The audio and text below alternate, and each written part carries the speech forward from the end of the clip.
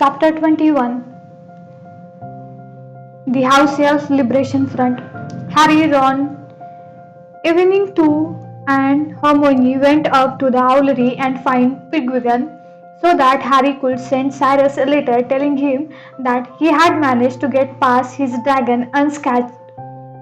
On the way, Harry filled Ron in on everything. Cyrus had told him about Karkaroff, though shocked at first to hear that Karkaroff had been Death Eater. By the time they entered the owlery, Ron was saying that they ought to say suspected it all along. Fits, doesn't it? He said, remember what Malfoy said on the train about his dad being friend with Karkaroff. How we know how they knew each other. They were probably running around in masks together at the World Cup.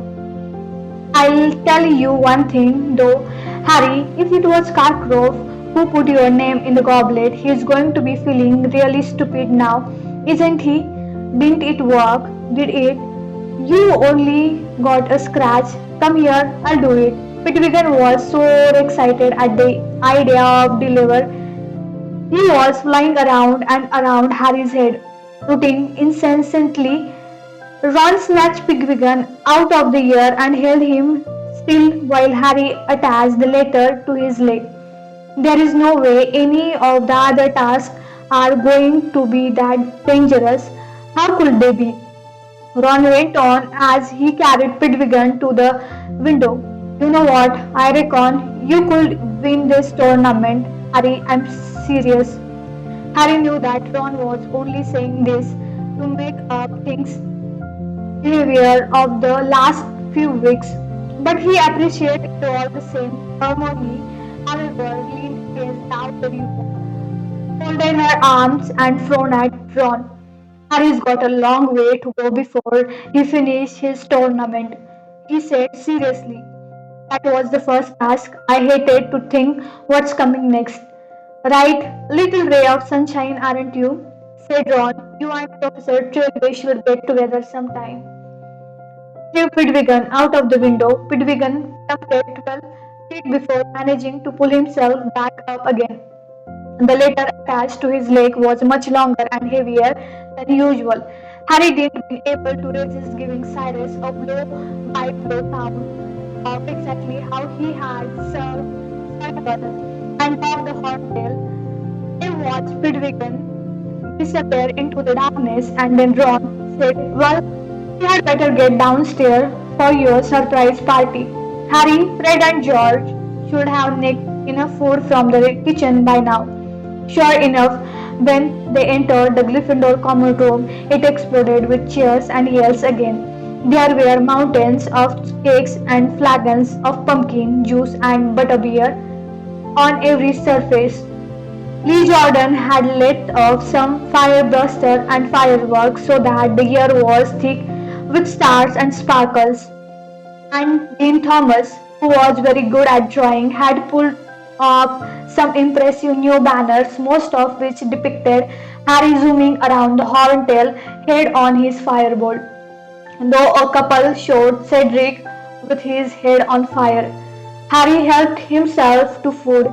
He had almost forgotten what it was like to feel properly hungry and sat down with Ron and Hermione. He couldn't believe how happy he felt. He had Ron back on his side. He had gotten through the first task and he wouldn't have a face the second one for 3 months.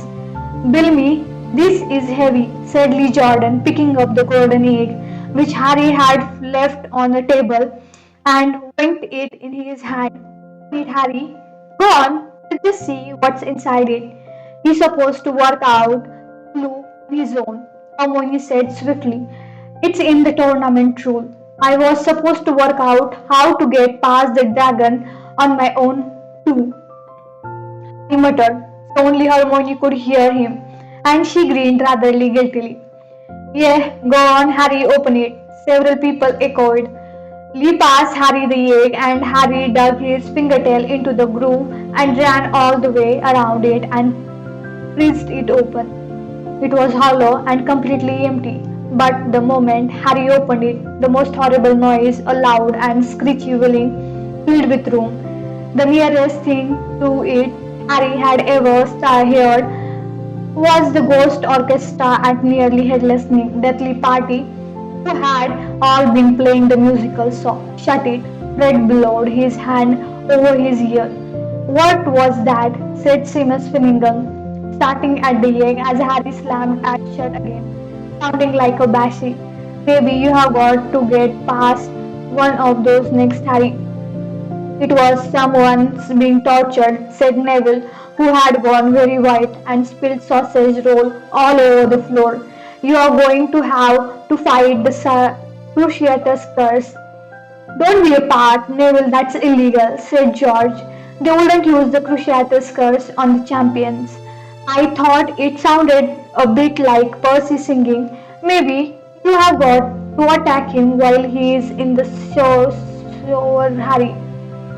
Want a jam tart? Hermione said Fred. Hermione looked doubtfully at the plate he was offering her. Fred grinned. It's all right, he said. I haven't done anything to them. Custard cream you have got to watch. Neville, who had just bitten into custard cream, choked and spat it out. Fred laughed. Just my little joke, Neville. Hermione took a jam tart. Then she said, did you get all this from the kitchen, Fred? Yep, said Fred, grinning at her.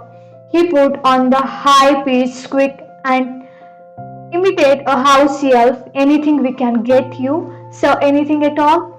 They are dead helpful. Get me a roast ox if I said I was pickish. How do you get in there? Hermione said in an insolently casual sort of sound voice. Easy, said Fred, concealed door behind a painting of a bowl of fruit. Just tickle the pear and it giggled and he stopped and looked suspiciously at her. Why? Nothing, said Hermione quickly. Going to try and lead the house elf out of strike now. Are you, said George, going to give up all the left-leg stuff and try stir them up into rebellion? Several people, Cortel, Hermione didn't answer.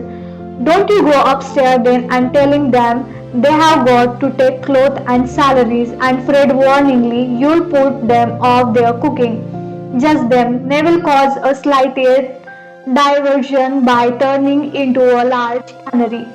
Oh, sorry, Neville, Fred shouted over all the laughter. I forgot it was the custard cream we hexed. Within a time minute, however, Neville had moved it, and once his feather had fallen off, he reappeared looking entirely normal. He was joined in laughing. Canary creams, Fred shouted to the excited crowd. George and I invented them. 7 sickle each, a bargain. It was nearly 1 in the morning when Harry finally went up to the dormitory with Ron, Neville, Seamus, and Dean before he pulled the curtains of his four-poster shut. Harry set his tiny model of the Hungarian horntail on the table next to his bed, where it yawned, curled up, and closed its eyes. Really, Harry thought. He pulled the hanging on his four-poster closed.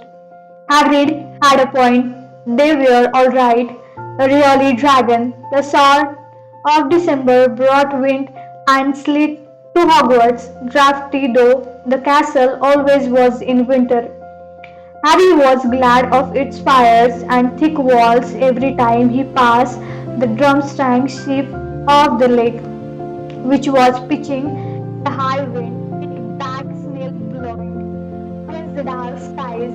He thought Asbotton Arms was likely to be pretty chilly too. Hagrid, he noticed, was keeping Madame Maxim's horses well provided with their preferred drink of single malt whiskey.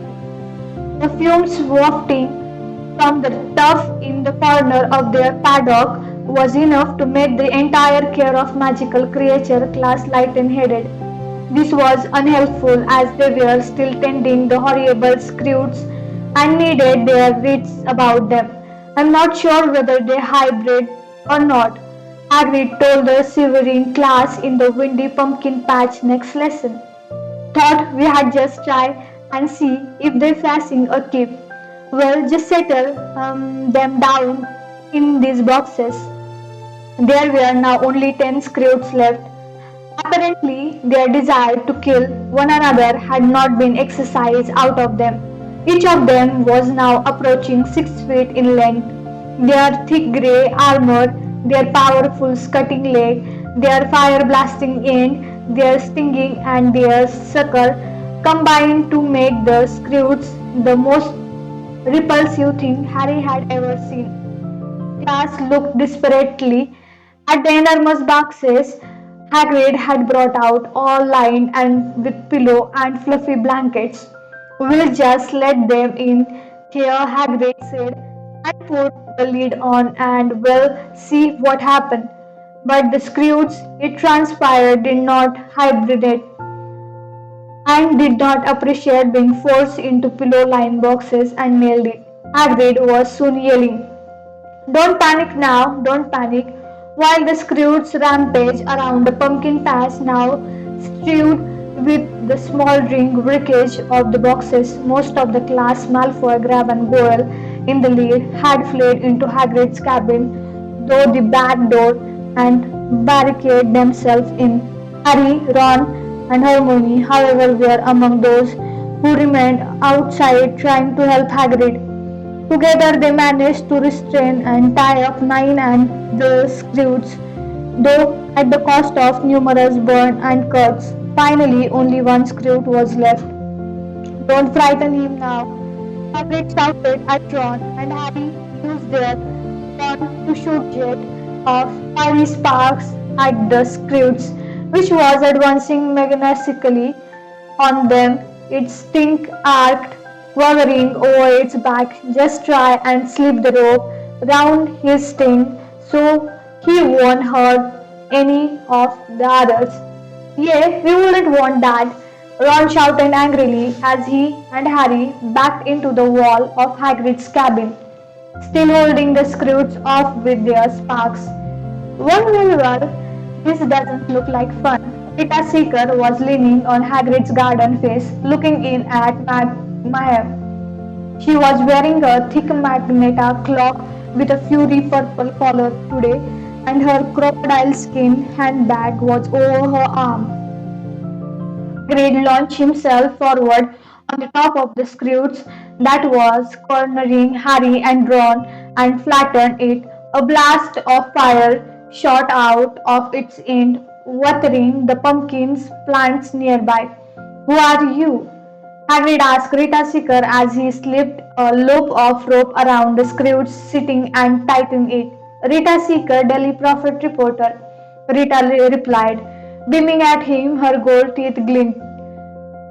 "But Dumbledore said you were allowed inside the school anymore," said Hagrid, frowning slightly as he got off the slightly square Scrooge and started tugging it over it to its fellow. Rita acted as though she hadn't heard what Hagrid had said. "What are these fascinating creatures called?" she asked, beaming still more wildly. "Blast-ended squirts," grunted Hagrid. "Really?" said Rita, apparently full of lively interest. "I have never heard of them before. Where do they come from?" Harry noticed a dull red flush rising up out of the Hagrid wild black beard and his hurt snake. Where had Hagrid got the Scrooge from? Hermione, who seemed to be thinking along this line, said quickly, "They are very interesting, aren't they? Aren't they, Harry?" "What? Oh, yeah, ouch, interesting," said Harry as she stepped on his foot. "You're here, Harry," said Rita Seeker as she looked around. "So you like care of magical creatures, do you? One of your favorite lessons." "Yes," said Harry stoutly. Hagrid beamed at him. "Lovely," said Rita. "Really lovely. Been teaching along," she added to Hagrid. Harry noticed her eyes travel over Dean, who had a nasty cut across one cheek. Lavender, whose robe were badly Seamus, who was nursing several burned fingers, and then to the cabin window when most of the class stood their nose pressed against the glass waiting to see in the coast was clear. "This is on my second year," said Hagrid. Lovely. I don't suppose you had liked to give an interview, would you? Share some of your experience of magical creatures. The Prophet does the zoological column every Wednesday, and I'm sure you know.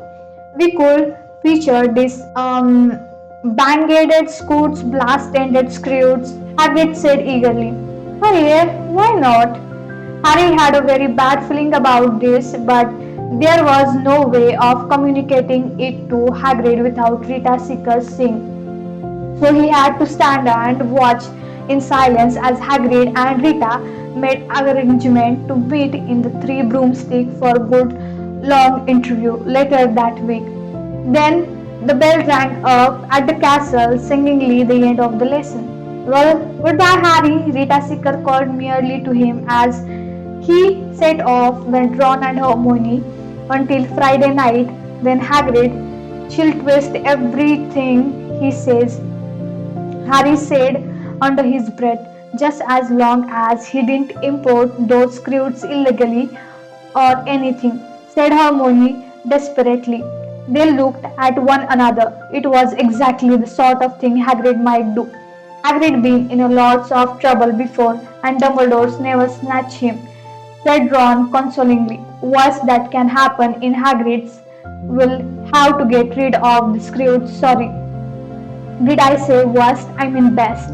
Harry and Hermione laughed and, feeling slightly more cheerful, went off to lunch. Harry thoroughly enjoyed double deviation that afternoon. They were still doing star charts and prediction, but now that he and Ron were friends once more, the whole thing seems very funny again. Professor Trelawney, who had been so pleased with the pair of them when they had been predicting their own horrific death, quaking became irritating as they signaled through her explanation of the various ways in which Pluto could disrupt every day. I would think, she said in a mystical whisper that did not conceal her obvious uneasiness, that some of us, she stared very meaningfully at Harry, might be a little less pure one, as they seen what I have seen during my crystal gazing last night. As I sat there, absorbed in my needlework, the urge to console the orb overpowered me. I arose. I settled myself before it, and I gazed into the crystalline depth. And what do you think I saw gazing back at me? An ugly old bat in outside space, Ron muttered under his breath. Harry fought hard to keep his face straight. Death, my dear. Parvati and Lavender both put their hand over their mouth, looking horrified. Yes, said Professor Trelawney, nodding impressively. It come ever close. It circled overhead like a vulture ever lower over the castle. She stared pointedly at Harry, who yawned very widely and obviously it had been a bit more impressive if she hadn't done it out in Harry said as they finally recognized the fresh air of the staircase beneath Professor Trelawney's room. But if I had dropped dead every time she had told me I'm going to, I'd be a medical miracle. You had be a sort of extra concentrated ghost, said Ron, shortly as they passed the gloomy bargain going in the opposite direction. As wide eyes staring sinisterly, at least we didn't get homework. I hope Harmony got lots of Professor Victor. I love not working when she said but Hermione wasn't at dinner, nor was she in the library when they went to look for her afterward. The only person in there was Victor Crumb. Ron hid behind the bookshelf for a while, watching Crumb, debating in whisper with Harry whether he should ask for an autograph. But then Ron realized that 6 or 7 girls were lurking in the next row of books debating exactly the same thing, and he lost his enthusiasm for the idea. Wonder where she's got to go. Ron said as he and Harry went back to Gryffindor. Now, don't know, baldrash, but the fat lady has barely begun to swing forward when the sound of racing feet behind them announced Hermione's arrival. Harry, she panted, skidding to the hall beside him. The fat lady started down at her, eyebrow raised. Harry, you have got to come. You have got to come. The most amazing thing happened. Please. She seized Harry's arm and started to try to drag him back along the corridor. What's the matter? Harry said. I'll show you when we got there. Oh, come on, quick. Harry looked around at Ron. He looked back at Harry, intrigued. Okay, Harry said, staring off back down the corridor with Hermione. Ron hurrying up. Oh, don't mind me, the fat lady called irritably after them. Don't apologize for bothering me. I'll just hang there, wide open, until you get back, shall I? Yeah, thanks. Ron shouted over his shoulder.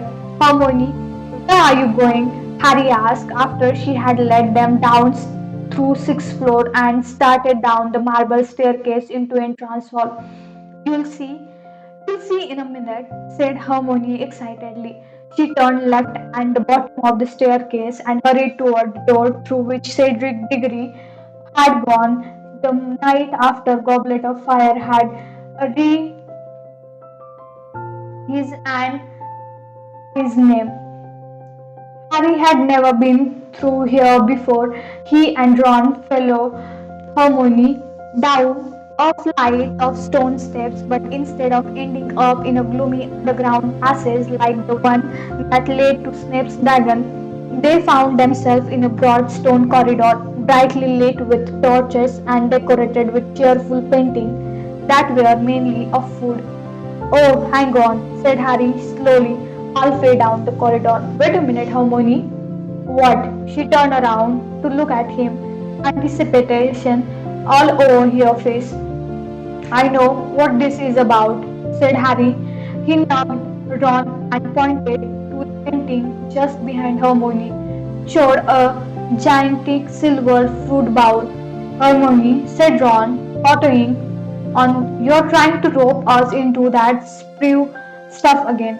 No, I'm not, she said hastily, and it's not spew. Ron, change the name, have you, said Ron, from at her. What are we now? Then the house yells Liberation Front. I'm not barging into the kitchen and trying to make them stop work. I'm not doing it. I'm not asking you to do, Hermione said impatiently. I came down here just now to talk about them, and I found. Oh, come on, Harry, I want to show you. She seized his arm again, pulled him in front of the picture of giant fruit bowl, stretched out her forefinger, and picked the huge green pear. It began to scream, chuckling, and suddenly turned into a large green door handle.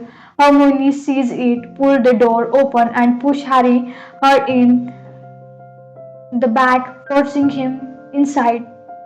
He had one brief glimpse of an enormous, high-ceiling room, large as a great hall above it, with a mound of glittering brass pots and pans headed around the stone walls, and a great brick fireplace at the other end, when something small hurtled towards him from the middle of the room, squealed, Harry Potter, sir, Harry Potter. Next second, all the wind had been knocked out of him as the squealing yell hit him hard in the midriff, hugging him so tightly he thought his rib would break. Dobby! Harry gasped. It is Dobby, sir. It is, squealed the voice from somewhere around his navel. Dobby has been hoping and hoping to see Harry Potter, sir, and Harry Potter has come to see him, sir. Dobby let go and stepped back a few paces, beamed up at Harry, his enormous green tennis ball shaped eyes brimming with tears of happiness. He looked almost exactly as Harry remembered him.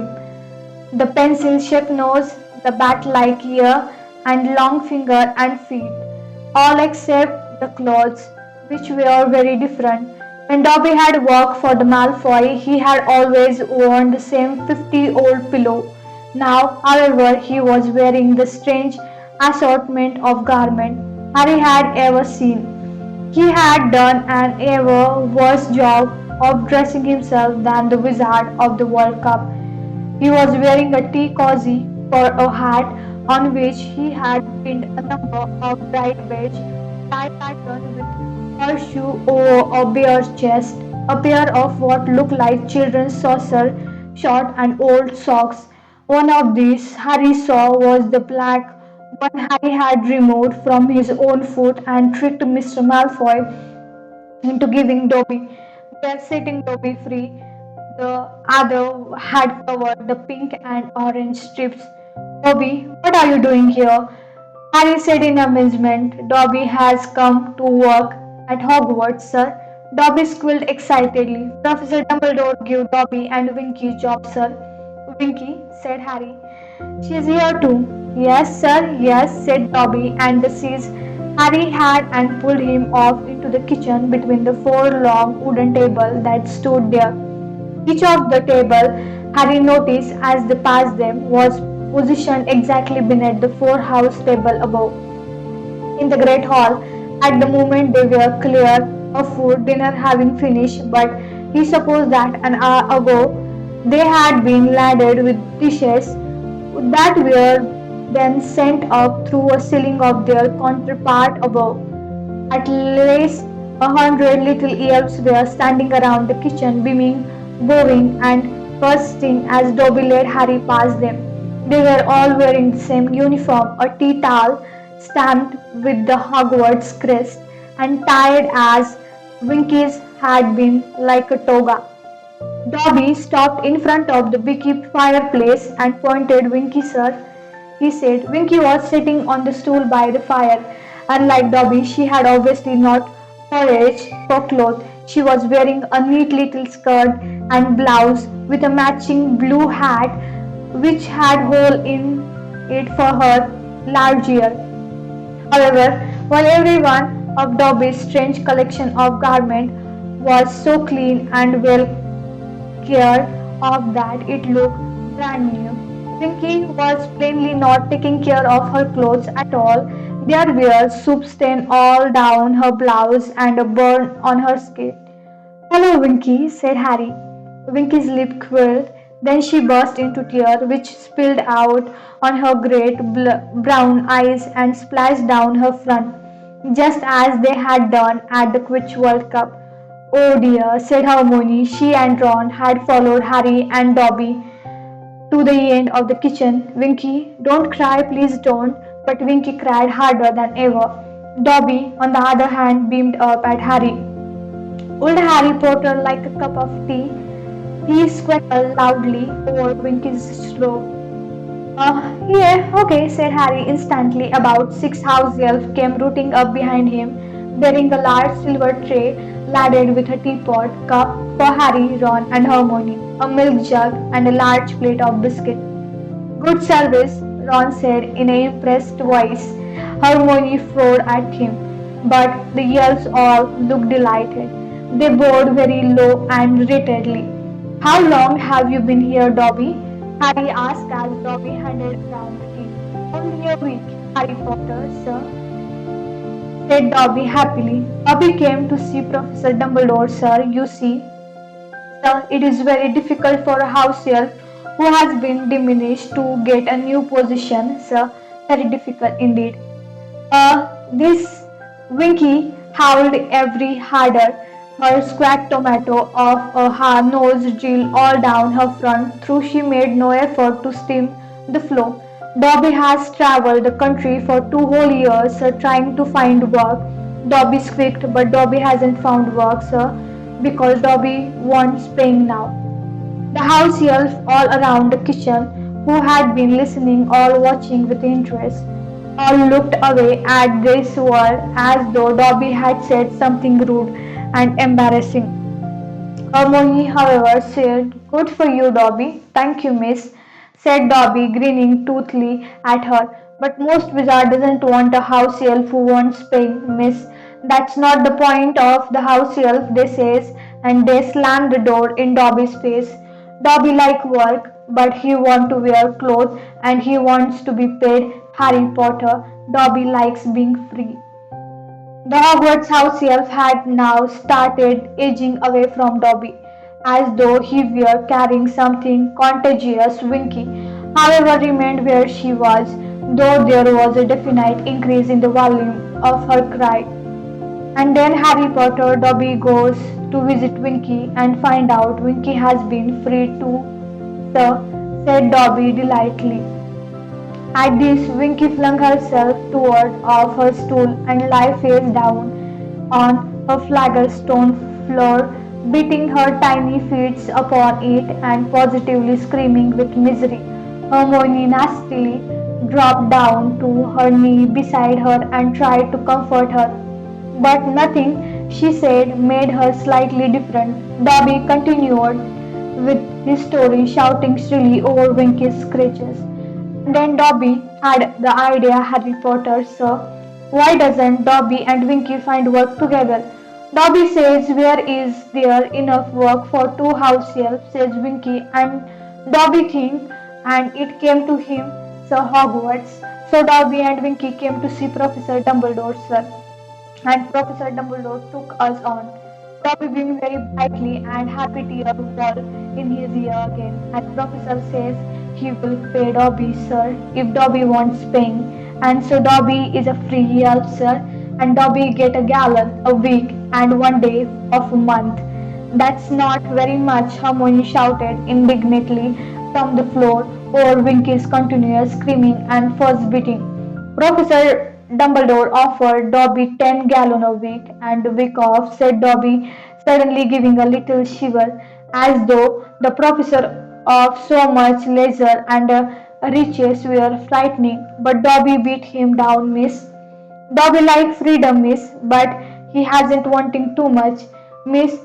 He likes work better. And how much is Professor Dumbledore paying you, Winky? Hermione asked kindly. If she has thought this would cheer up Winky, she was widely mistaken. Winky did stop crying, but when she sat up, she was glaring at Hermione. Through her massive brown eyes, her whole face stopping wet and suddenly furious. Winky is disgrace, elf, but Winky is not get paid. She squealed. Winky is not sunk so low as that. Winky is properly ashamed of being freed. Ashamed? Said Hermione blankly. But Winky, come on, it's Mr. Crouch who should be ashamed, not you. You didn't do anything wrong. He was really horrible to you. But at this word, Winky clapped her hand over the hole in her hat, flattening her ear so that she couldn't hear a word, and screeched, You is not insulting my master, miss. You is not insulting Mr. Crouch. Mr. Crouch is a good wizard, miss. Mr. Crouch is right to sack bad Winky. Winky is having trouble adjusting. Harry Potter squeaked Dobby confidentially. Winky forgot she is not bound to Mr. Crouch anymore. She is allowed to squeak her mind now, but she won't do it. Can't house elves speak their mind about their masters? Then Harry asked. Oh no, sir, no, said Dobby, looking suddenly serious. Tie part of the house elves' endowment, sir. We keep their secrets and are silent, sir. We uphold the family's honor, and we never speak ill of them. Though Professor Dumbledore told Dobby he goes not insist upon this. Professor Dumbledore said we is free to Dobby looked suddenly nervous and beckoned Harry closer. Harry bent down. Dobby whispered. He said he is free to call him a barmy old codger if we like, sir. Dobby gave a frightened sort of giggle. But Dobby is not wanting to, Harry Potter, he said, talking normally again and shaking his head so that his ear flattened. Dobby liked Professor Dumbledore very much, sir, and is proud to keep his secret and our silence for him. But you can say what you like about the Malfoys now, Harry asked him grinning. A slight fearful look came into Dobby's immense eyes. Dobby could, he said doubtfully. He squared his small shoulder. Dobby could tell Harry Potter that his old master were bad dark his wizard. Dobby stood for a moment, hovering all over horror struck by his own darning. Then he rushed over to the nearest table and began banging his head to his very heart's quicken. Bad Dobby, bad. Harry seized Dobby by the back of his tie and pulled him away from the table. Thank you, Harry Potter, thank you, said Dobby breathlessly, rubbing his head. Not just need a bit of practice, Harry said. Practice, squealed Winky furiously. You is out to be ashamed of yourself, doggy, talking that way about your masters. They isn't my master anymore, Winky, said Dobby definitely. Dobby doesn't care what they think anymore. Oh, you is a bad elf, Dobby, moaned Winky, tear licking down her face once more. My poor Mr. Trudge, what is he doing without Winky? He is needing me. He is needing my help. I is looking after the crouch all my life, and my mother is going it before me, and my grandmother is doing before her. Oh, what is they saying if they knew Winky was freed? Oh, the shame, the shame. She buried her face in the skirt again and bowed. Winky, said Hermione firmly, I am quite sure Mr. Crouch is getting along perfect well without you. We have seen him, you know. You is seeing my master, said Winky breathlessly, raising her tear-stained face out of her skirt once more and goggling at Hermione. You is seeing here at Hogwarts. Yes, said Hermione. He and Mr. Bagman are judges in the Triwizard tournament. Mr. Bagman came too, squeaked Winky, and to Harry's great surprise, and Ron's and Hermione's too, by the look on their face. She looked angry again. Mr. Bagman is a bad wizard, a very bad wizard. My master isn't liking him. Oh no, not at all. Bad man, bad, said Harry. Oh yes, Winky said, nodding her head furiously. My master is telling Winky something, but Winky is not saying anything. It is her master's secret. She resolved yet again in tears. Could hear her sobbing into her skirt. Poor master, the master, no Winky to help him more. They couldn't get another sensible word out of Winky. They left her to her crying and finished their tea, while Dobby chatted happily about his life as a free elf and his plans for his wages. Dobby is going to buy a sweater next. Harry Potter, he said happily, pointing at his bare chest. Tell you what, Dobby, said Ron, who seemed to have taken a great liking to help. I'll give you the one my mum made me this Christmas. I always get one from her. You don't mind maroon, do you? Dobby was delighted. We might have to string it a bit to fit you, Ron told him, but it will go well with your tea cozy. As they prepare to take their leave, many of the surrounding elves pressed in upon them, offering snacks to take back upstairs. Hermione refused, with a pained look at the way the elves kept bowing and cursing by Harry Ron, loaded their pocket with cream cake and pies. Thanks a lot, Harry said to elves who had all clustered around the door to say good night. See you, Dobby. Harry Potter, can Dobby come and see you sometime, sir? Dobby asked tentatively. Of course you can, said Harry, and Dobby beamed. You know what?